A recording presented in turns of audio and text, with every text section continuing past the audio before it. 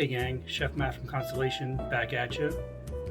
Just wanted to wish everyone happy holidays. I know 2020 isn't exactly the year we all hoped it would have been, but here we are. So, in the spirit of the holidays, dish I wanted to prepare for you today is a dessert item, which is my favorite part of any meal, especially a holiday meal.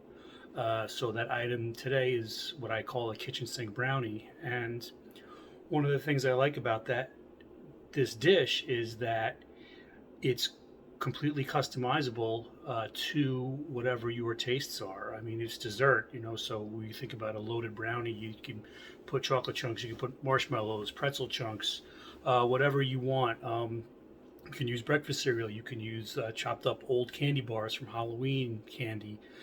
There's an endless amount of stuff that you can add to these kinds of things, and it's a fun activity that you can do as a family.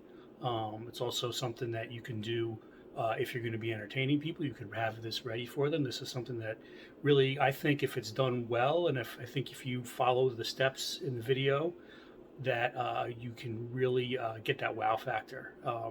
And look, who doesn't love dessert, especially after a big meal, sitting around a table having a cup of coffee, and you whip out one of these awesome looking brownies, and I think you're really going to make a lot of people happy. So we're going to head out to the kitchen and get started. I call these kitchen sink brownies because, to take from the old expression, we put everything in them but the kitchen sink. So what I did today was I really just looked around the kitchen and saw what I had. I had some pretzels, I had some marshmallows, I had some chocolate chunks, and I just decided, you know what, those are all things that go great together. Why not just put them on a brownie? So whatever you have lying around, if it's something that you're trying to get rid of or something that somebody really, really is into, for example, some sort of breakfast cereal or caramel chips or whatever, old Halloween candy, these are all great options for this really fun item. Here we have our pre-made, pre-cooled brownies. We're also going to be using semi-sweet chocolate chips, mini marshmallows, pretzels.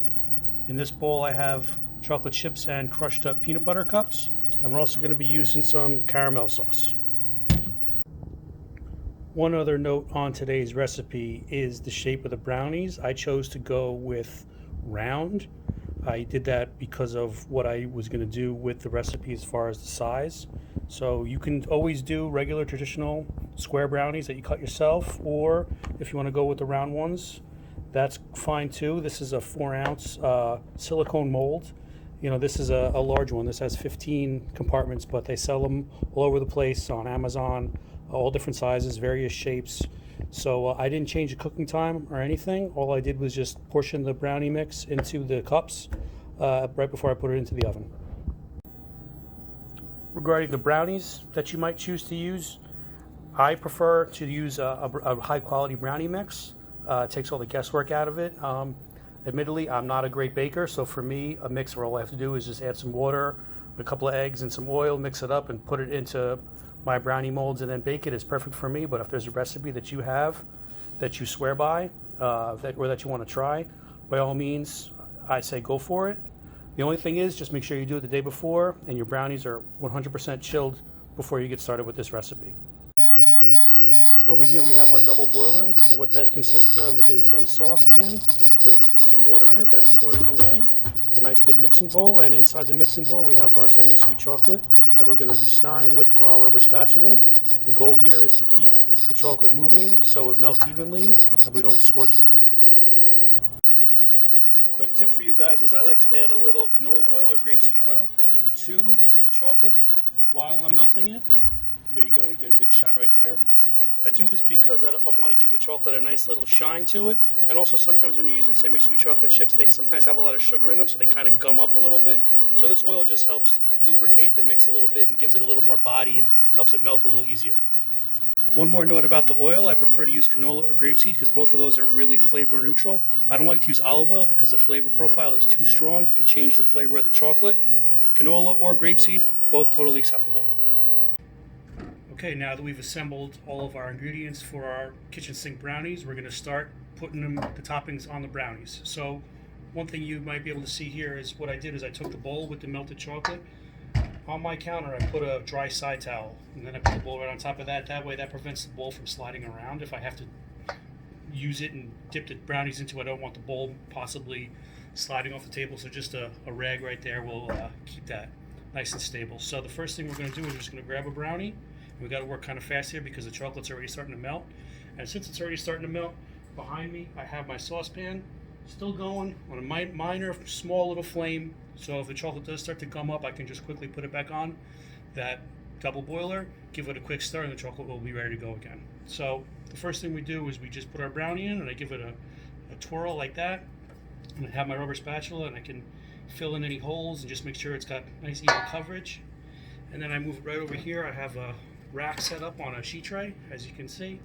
And then what I do is I just start loading it up. You know, I get to be creative right now. I put some marshmallows on there. I put some of these peanut butter cups on there. And you don't have a lot of real estate. It does kind of fill up quickly, but you know, you can go over, and what I like to do is just kind of put more than I need. And that's why I have this pan here, this sheet tray, catches all the extra stuff. So in theory, if I do need to, I can reuse it if I have to. It doesn't go on the floor, it doesn't go on the table, still good to go. So just kind of put it all on there, be creative, have fun. You can overload it, it's totally fine. In fact, they look really good when they're overloaded. They have a nice visual appeal, very striking. People are gonna ooh and ah when they see it. And then you can even take some of this caramel syrup, kind of give it just a little once over like that. And I'll show you a close-up in a minute, but that's what it looks like right now. So we're gonna do the whole tray, and we're just gonna mix and match our toppings. And once they're done, we're gonna put them in the fridge, put them in the walk-in for us, fridge for you, and let them set up for about an hour. Really want to make sure that chocolate is nice and hard and everything is set. You could even do it the night before, totally fine. And then once they're ready to go, you're going to see it's a great item. It's really fun. It's festive, and people are really going to dig it. So I'm going to finish this up, and when I'm done, I'll give you guys a close-up of what I've done. I got about 4 of these done so far, and as I'm working here, I realize there's a couple of things that I wanted to also point out. And one of them is that as you're working, I want you to make sure that all the chocolate that's exposed, you see right here on this one, there's a little chocolate right here. Find something that you're using and just try to fill all those holes. You don't want to have any chocolate on top of the brownie. You should be able to pack the tops of these things with as much sweets and goodness and fun stuff as you can. That way, when you present it to your guests, everyone is just going to be blown away by the professionalism of it and how great it looks. All right, here we go, gang. I could only actually make 8. I couldn't make the entire batch that I made because I actually ran out of chocolate. So one of the nice things about brownies is whatever's left over, I can wrap up real tight, get all the air out of the package, and freeze for next time. So I'm just going to zoom in for a little bit right here just so you can get to see the detail of what I did. I think these came out really nice.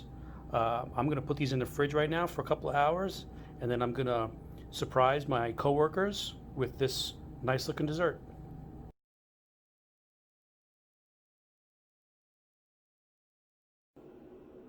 Now that you saw how I made the brownies, the very few closing thoughts I have about this recipe are, again, how customizable it is, and it really gives you the opportunity to be creative and have some fun. And that's kind of what I always try to promote and instruct and tell people when in the kitchen, whether it's some of my staff or friends of mine or anybody that will, that we end up talking about food about, is, it's up to you. You make the call. You're in control.